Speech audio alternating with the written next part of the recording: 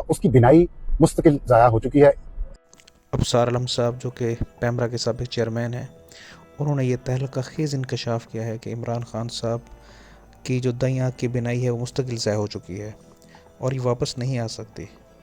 उन्होंने कहा कि मेरे सोर्सेज ने ये कन्फर्म किया है कि 85% जो उनका वीएन ज़ाया हुआ है, बिनाई ज़ाया हुई है, ये इमरान खान साहब को पिम्स के डॉक्टर्स ने बताया है।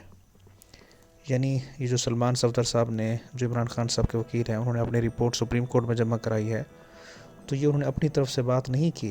ये इमरान खान साहब ने अपनी तरफ से बात नहीं की कि उनकी बिनाई सिर्फ 15% रह गई है, बल्कि जो पिम्स यानी जो इस्लामाबाद का बड़ा फेमस हॉस्पिटल है, उसके डॉक्टर्स ने इमरान खान साहब को बताई थी कि अब ये वीएन दोबारा वापस नहीं आ सकती।